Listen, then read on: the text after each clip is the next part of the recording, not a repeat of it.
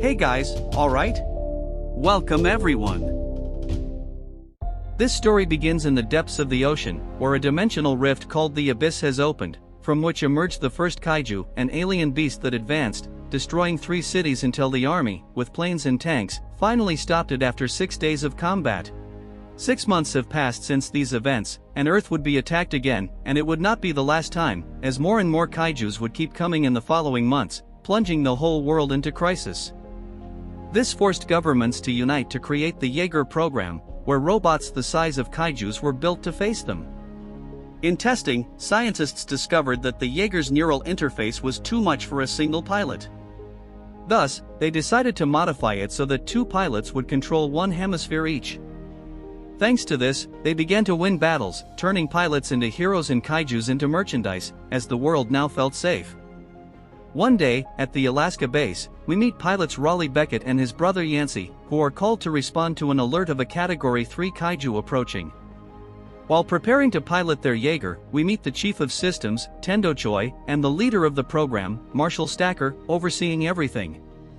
Once connected, after performing the neural link, where both enter each other's minds to bond as one, we see the brothers Jaeger, called Gypsy Danger, advancing through the ocean with the mission to defend the port 16 kilometers off the coast. A boat stuck in the storm has problems, as suddenly, in front of them, emerges the kaiju. However, disobeying their orders, Gypsy arrives to rescue the boat and start the battle right there. The fight begins with good punches and even shooting with its plasma cannon, and for a moment it seems they have defeated the beast, but after the base informs that the kaiju is still alive and unseen, it lunges at them. Gypsy tries to use the cannon again, but this time the kaiju is faster, rips off Jaeger's arm, and before they can think of a plan, the monster pierces the helmet's hull and takes Yancey. With no options, Raleigh uses his will to attack and, although continuing to receive damage, manages to use his other arm cannon to blow the kaiju's head off, leaving Gypsy without energy and unable to communicate with the base. The next day, when an old man and a child were looking for treasures in the ice on the coast, they end up witnessing how Beckett brings Gypsy with his last strength. 5 years later, humanity began to lose battles, as kaijus appeared more and more frequently, leading the UN to cancel the Jaeger program, leaving only 8 more months of funding, as they would use the funds to build a coastal wall in Alaska. In the construction of one of these walls, we see Beckett again, who now earns a living as a common worker. At lunchtime, he watches on television that a kaiju crossed one of the walls as if it were nothing but was defeated by pilots Jack and Herc Hansen aboard the Striker Eureka and their missiles. Just there, he receives a visit from the Marshal, who offers him to return as a pilot of Gypsy, as they rebuilt it, but sees that he refuses, as he does not want anyone else in his head after his brother's death. However, the Marshal gives him a speech about the end of the world and how it is better to die fighting than to die watching, and thus convinces him. Once they arrive at the last standing base, the Hong Kong base, he meets Mako Mori, who chooses the candidates to co-pilot Gypsy. Upon entering, he meets the research team, formed by Dr. Newton Geisler, a lover of numbers, and a physicist named Gottlieb. The tour of the facilities continues through the workshop, where he observes how the Jaegers still in operation are in repair and maintenance.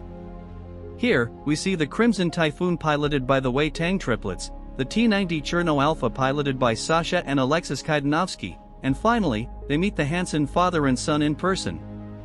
After the introductions, the Marshal reveals that the ultimate plan will be to install a thermonuclear head in the abyss to close it. After doing his calculations, Gottlieb explains to the Marshal that, in the near future, kaijus will appear every week, then every 8 hours, and so on until double attacks arrive every 4 minutes. But there is still hope, as he managed to predict that it is possible to open the doors of the abyss to enter and drop the bomb. Newton interrupts to say that, according to his research, the kaijus are clones and that, with the fragment of the brain he possesses, they can connect and discover exactly how to enter the abyss. However, everyone finds the idea too absurd, so they dismiss him. When Mako was showing the new Gypsy, Beckett meets Choi again. There he discovers that, although Mako was the most qualified to be a pilot, the Marshal has forbidden her to do so for some reason. Later, Beckett meets Jack, who immediately makes it clear that he considers him just a hindrance. In the afternoon the co-pilot tests begin, but none of them manage to defeat Beckett. Seeing this, he gets permission from the marshal to face Mako, who claims she can beat him. She proves to be slightly surpassed, as it all ends in a tie, and that's why Beckett chooses her, but the marshal immediately rejects her. Beckett doesn't understand why such obedience, and, although he tries to find out, Mako just says she must respect the marshal. Soon we would discover that the marshal is very sick. Meanwhile, in the world, protests occur due to the cancellation of the Jaeger program. In the laboratory, Newton decides to take a risk and connects to the kaiju's brain, managing to enter the connected mind of these creatures. Before dying, Gottlieb disconnects him. On the other hand, Mako is visited by the marshal, who, after thinking, gives her permission to pilot. Thus, she reaches Gypsy, where she reunites with Beckett, and already connected, they begin the neural link and successfully bond. Then the marshal goes to see Newton's situation. Newton explains that, when he connected to the kaiju's brain, he saw how everything follows orders, and they are colonization beasts sent by their superiors called the Precursors, who came to consume Earth and had actually been there during the dinosaur era, but the atmosphere forced them to wait until the world was sufficiently polluted. The marshal asks for more information and, as he does not obtain another brain, sends him with one of his black market contacts, Hannibal Chow. Meanwhile, in the training, Beckett has a memory of his brother that destabilizes them, and although he returns, we see that Mako does not, as she is reliving the exact day a kaiju attacked her city, killed her family, and pursued her. This makes her unconsciously activate the plasma cannon. Beckett tries to make her regain consciousness while a Jaeger has just arrived, but Mako is out of control, so to stop her, Tendochoi must cut off the power supply. After the incident, Jack openly complains about Mako and, when he has her in front of him, says she should have a leash to be controlled. This makes Beckett hit him, starting a fight that he wins without difficulty. After that, the marshal informs that Mako can no longer be a pilot for everyone's safety, but Beckett knows very well why he is removing her from the program, as he has been in her memory. Thus, we discover that on the day the Jaeger that saved Mako was piloted by the marshal, he adopted her as his daughter. But the marshal does not want to know anything in orders to follow his orders or leave. Having said that, Beckett and Mako meet again at lunch. There he apologizes for not having warned her about the risks of the first link. Suddenly the entire base is alerted about a Category 4 kaiju leaving the abyss straight for Hong Kong. The marshal sends all the Jaegers, except Gypsy, to protect the coast. On the other hand, Newton, who following the indications of the marshal's card, arrives at Hannibal Chow's base. There he asks for a brain, which he needs to connect again to a kaiju. Meanwhile, we meet the Category 4 beast that has just emerged and attacks the first Asian Jaeger. This one activates its cutting propellers and, with a maneuver, returns the blow to the kaiju. Another Jaeger arrives, but it is too slow to dodge the monster's tail attack. Seeing that they are being defeated, the strikers abandon their position to join the battle, but they are too far away to prevent the kaiju from spitting acid on Sherlock. When they are about to arrive, suddenly another kaiju emerges to finish destroying it. Stryker continues alone and tries to activate its missiles, but just then the kaiju launches a shockwave that disables the Jaeger and the entire base. With no options, the marshal accepts to put Gypsy into operation, as it is the only analog Jaeger that works with nuclear energy. One of the creatures attacks the city, and meanwhile, Hannibal Chow decides to take refuge in his private bunker and expels Newton, as he believes that, by being connected with the kaijus, they are looking for him. Then Newton runs desperately until he reaches a public bunker. Meanwhile, the Hansons decide to surface to attract the attention of the kaiju and distract it until reinforcements arrive. They are lucky, as right there the Gypsy appears. The battle begins with this Jaeger tearing off part of the kaiju's body, but then the beast manages to capture it and throws it into the port. Back on its feet, the Gypsy Jaeger responds with its rocket fist mode, then hitting it with containers from the site.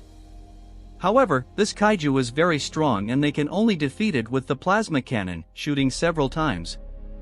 At the same time, bad luck pursues Newton, as he is found by the kaiju, but fortunately the Gypsy arrives to rescue everyone and with a boat as a sword attacks the monster. However, this isn't very useful, as the kaiju's tail is quick enough to buy time and thus surprise it through a building. In the midst of the blows, the Kipsu launches its acid unsuccessfully and, although it tries to use its tail, It ends up losing thanks to Gypsy's freezing gas, which freezes the tail that is subsequently shattered. But the thing doesn't end, as the kaiju captures it and unfolds its wings to try to take it out of the atmosphere. However, Mako activates the swords with which they finally defeat it, splitting it in half. Falling freely, to cushion the fall, they use the Gypsy's reactor. Having passed the danger, Newton returns with Hannibal Chow demanding the brain he had. When the pilots return, we see that they are received as heroes, but the marshal orders to restart the countdown for the appearance of the next kaiju. Everyone witnesses his illness, as he bleeds from the nose without realizing it, all because, in the past, when he was a Jaeger pilot, it affected him. On the other hand, in the city, the extraction of kaiju material began. Here, Hannibal Chow's employees discover that the kaiju's secondary brain is damaged, but right there they witness the birth of its offspring, which almost devours Newton, although it does not resist because it is premature. Seeing this, Hannibal gloats for having predicted it, but suddenly, for a moment, the kaiju comes back to life to devour him. However, the little monster chokes and finally dies. When Beckett asks the marshal about his illness, he reveals that it is due to the fact that the first Jaegers had a lot of radiation and that the greatest exposure was in Tokyo, where he saved Mako by piloting a Jaeger alone. Since that day, he retired, as returning to a Jaeger would mean dying from radiation. At that moment, they are interrupted by Tendo, who warns about the presence of two kaijus in the abyss. This contradicts Geisler, as he had predicted there would be three. The marshal orders to prepare the last two Jaegers and, as Hansen's father is injured, the marshal decides to replace him as a pilot. After a motivational speech and Jack and his father's farewell, the final mission begins. At the same time, the scientists perform the link and discover that the plan will not work, as the Jaegers will not be able to enter the abyss completely. Gypsy and Stryker begin to submerge and soon reach the entrance, where they observe that the kaijus wait patiently for them to jump. Before the plan can fail, the scientists arrive and explain that to be able to enter the fissure, they must be attached to a kaiju, as the abyss reads alien DNA. The situation worsens when, before their eyes, a Category 5 kaiju appears, the first of its kind. Gypsy plans to find an opening to enter, but then is hit by the other kaijus that, as a team, tear off one of its arms. After killing a kaiju with its other sword, it uses the same to cut the kaiju crocodile in half. Meanwhile, Stryker manages to injure the largest, causing it to call for reinforcements, giving Gypsy the opportunity. For a moment, they hesitate, but everyone knows that the sacrifice is necessary. Thus, Stryker activates its bombs, exterminating the kaijus immediately. With no options and no more bombs, other than Gypsy's own reactor, it decides to use its own body as a weapon. Although the Category 5 kaiju reappears, instead of stopping it, it is used as a key in the abyss. They finally enter the alien dimension, and once there, Mako's oxygen is at the limit and, as it is no longer necessary, Beckett gives her his supply and sends her back to the surface, while he uses his last strength to reach the manual switch and thus activate the reactor's detonation. The Jaeger gets close to a platform where the precursors inhabit, and when there are a few seconds left for the explosion, Beckett injects himself. Soon there is a huge nuclear explosion, or it closes the portal. Both Mako and he reach the surface and, although at first Beckett has no pulse, upon hearing her tears, he reacts. Everyone celebrates the victory, and soon the duo is rescued. Back in the destroyed city, we see Hannibal Chow, who comes out alive from the stomach of the premature kaiju. The story continues 10 years later with Jake Pentecost, biological son of the marshal. Jake is no hero, as he spends his days partying as a mediocre influencer and makes a living by selling dismantled Jaeger parts on the black market. One night, he sneaks with others into a warehouse in search of a plasma capacitor. They arrive at the location, but don't find the part, making the guys think Jake betrayed them and are about to kill him. However, upon discovering that the real thief is still nearby, he uses a distraction to chase after him. After a pursuit, Jake is surrounded, but it was a trap, as he makes them fall into a dungeon. He continues advancing and manages to catch the thief, who escapes, but thanks to his radar, locates his hideout the next day in an old workshop. There, he discovers that there's a mini Jaeger called Scrapper under construction, overseen by the thief, who is actually a teenager named Amara Namani. At that moment, the police arrive, so they escape and scrap her. Later, they notice the presence of the Jaeger November Ajax. The small Jaeger scrapper uses smoke bombs to try to elude it, but it doesn't work. Then, Jake orders to climb up to Ajax's head, where they detonate one of its energy cells, immobilizing it, but not for long, as they are captured. In the cells, during a conversation, Amara reveals that she built the scrapper because she believes the kaijus will return and, when that happens, she doesn't expect to be saved. Suddenly, Jake is taken to the visitor's room, where he reunites with his sister Mako via hologram. She offers his freedom in exchange for returning to the Jaeger program as an officer, along with Amara as a cadet. With no options, both are taken to the base in China. There, Jake reunites with an old friend with whom he doesn't get along well, Officer Nate Lambert. Hearing their conversation, Amara discovers that Jake is the son of the famous marshal. Later, Nate introduces the other cadets, who are all teenagers. The simulations begin and Amara fails without a chance, as it's a realistic test. Jake tries to defend her, claiming that the simulation is too much for a cadet, but Nate disagrees. Later, the two come to a peace agreement until the cadets graduate. Nate reveals that the program is in danger, as Xiao is about to win the arms race with her drones, pilotless Jaegers. The next day, Xiao arrives at the base accompanied by her right hand, Newton. He reunites with Herman, who takes him to his laboratory to show him his latest project, where he plans to implant kaiju blood propellers in the Jaegers, as such fluid reacts when in contact with other rare elements on Earth. Newton refuses to help him, as he believes Xiao's work will solve all the problems. His conversation catches the attention of Xiao, who immediately orders him to stay away from Herman until his project is chosen by the High Command. Later, Xiao presents the functioning of her drones, claiming they are the best option.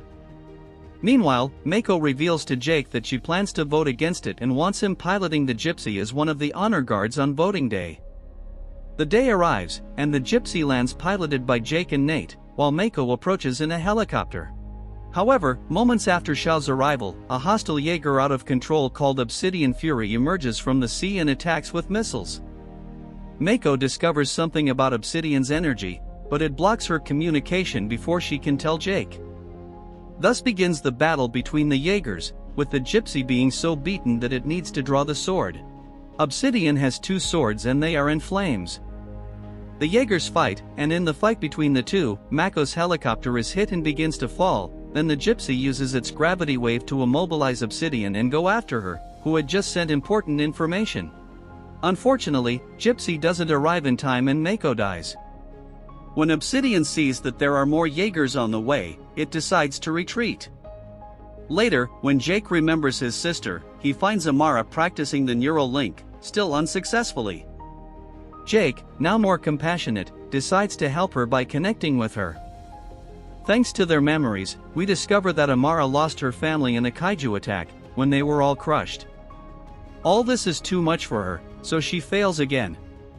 Shortly after, Jake attends a meeting where Herman manages to decode Mako's message, but still doesn't know what it means. Meanwhile, Chow informs Newton that his project has been approved and that it needs to be implemented in 48 hours. Then, he orders Newton to work overtime like any Chinese. After these events, Newton returns home and we discover that he now lives with the kaiju brain, which he treats as a girlfriend and even has sensory relations with it. At the barracks, differences among the cadets start to be noticed, as Cadet Victoria's jealousy leads to a fight. The argument with Amara doesn't last long, as Nate arrives to put things in order, in honor of the late Mako. Moments later, Herman informs that he has decoded Mako's message, which is the location of an abandoned base in Siberia.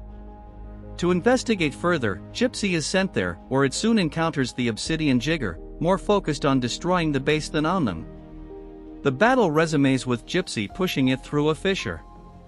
They resurface from the ice, and Obsidian uses its energy core to attack, forcing Gypsy to take refuge in the water. From there, it uses bombs to also submerge Obsidian and surprise it. The hits continue on the surface, where Jake and Nate perform an old maneuver with which they manage to damage Obsidian. It counterattacks with its swords, but this time it doesn't work, as Gypsy dodges and with a direct hit to its core, the enemy is defeated. Immediately, the pilots discover that the Jaeger is not piloted by humans. Analyzing it, Herman explains that it is a kaiju brain, which seems to have been created on Earth by humans. Amara, very curious, disobeys orders and convinces her colleagues to infiltrate Obsidian. It all ends badly, as one of them is burned by the gastric juices in the Jaeger's wiring. As a consequence, Amara is expelled. Here, Jake gives her a speech about how only she can define how much she is worth, not the opinion of others. However, before leaving, she mentions that she discovered that Obsidian has Shadow Industries technology, as she recognized the peculiar left-side wiring. With this information, Jake, Nate, and Herman start to act to uncover the truth. Meanwhile, at Shadow Industries, just when the program reaches 100%, Newton witnesses as he loses control of two of his drones, which have just arrived at the junior base. They show being dominated by kaiju genetics, and soon the entire armor is consumed by the alien growing inside it. Amid the panic, Newton reunites with Herman, who believes that the killer drones were built by Shao behind his back. But before continuing speaking, they are found by Shadow Industries guards. Meanwhile, we see that at the base the active Jaegers are easily defeated, as they don't have time to react. Back with the scientists, they act a bit and manage to free themselves from the guards, reaching and taking over the laboratory. But here, Herman discovers that the culprit of everything is Newton, as he has just deployed his other drones to start opening abysses along the Pacific coast. At the base, everything gets worse and worse, as one of the attacks kills the program leader, Marshal Wan, and everyone wonders what the hell happened. It turns out that Newton, having this sensory relationship with the kaijus and being connected to the brain, ended up being manipulated by them without realizing it. Amidst the revelations, we see when Newton, controlled by the precursors, was about to kill Herman, but Shao appears and saves Herman. Actually, she was about to shoot him, but Herman feels pity and avoids it, allowing him to escape. Then, she informs everything to Jake and, thanks to Shao, they manage to deactivate all the drones before being crushed, and dozens of kaijus crossed the abysses, although they couldn't prevent some kaiju from crossing in time on the eastern coast. After the danger, Jake reintegrates Amara as a builder, as the deaths caused a shortage of personnel. Moments later, Herman arrives at the site accompanied by Shao. Analyzing the behavior of current and former kaijus, they discover that their true objective is Mount Fuji. In Japan, where there is an abundance of rare elements that react with kaiju blood, Herman understands that if the kaijus reach it, they will contaminate the atmosphere so rapidly that all life will be extinguished. As they are too far, Herman decides to risk and execute his thruster program. As most pilots are dead, the cadets are promoted to officers to go to war. Thus, the last 4 Jaegers are injected as space rockets and head to Japan. Meanwhile, the kaiju destroys everything in sight. Soon, the Jaegers arrive in Tokyo, where they intercept the kaijus. The Jaeger Athena starts with a good cut and a powerful kick, sending a kaiju into the air. Gypsy tries to attack another, but it absorbs its energy and returns the blow. Then, Amara's Jaeger, Bracer Phoenix, arrives. She uses her missiles, but they are not effective. Standing up, Gypsy uses its gravity wave and begins to launch buildings at the kaiju. Nearby, Athena performs so well that 2 kaijus team up to corner her, so the Jaeger Guardian Bravo must support her with its whip. The battle is being won by the Jaegers, so Newton, who is there, activates parasite drones from a Shao factory, which quickly merge with the kaijus to form a single, more powerful, and larger creature. The Jaegers advance with 2 arsenals, but a single blow from the kaiju sends them flying. Guardian immediately stands up and tries to attack alone but is humiliated, and the Jaeger is disabled, with one of its pilots dying. Thanks to Herman, they discover the location of the 3 secondary brains the kaiju has. Next, through a team attack, Athena destroys the first, but soon the Jaeger is hit and destroyed by the kaiju. Phoenix tries to attack but is easily shattered, and its pilots have to eject quickly to avoid death. The last standing is Gypsy, which manages to damage the kaiju with its plasma cannon, but in return, Nate is injured. Without rivals, the kaiju thanks Newton and begins to advance towards Mount Fuji, but Jake refuses to give up and plans to continue alone, which is impossible. Then, Amara arrives and takes control as co-pilot. This Jaeger is heavily damaged, so they plan to use thrusters to advance. As they are too far away, Xiao enters the scene, piloting Scrapper. She approaches and welds the rocket thruster to Gypsy's hand. With this, they begin to ascend, including the small Jaeger Scrapper, which gets stuck. When they reach sufficient height, they let themselves fall and, using the plasma cannon, set their course straight at the kaiju.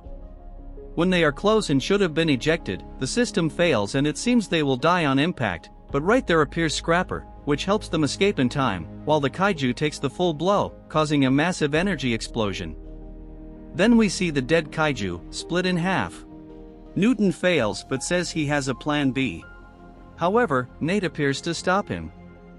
Before finishing, Jake orders Newton to tell the precursors that humanity is not afraid, because next time it will be them who will attack.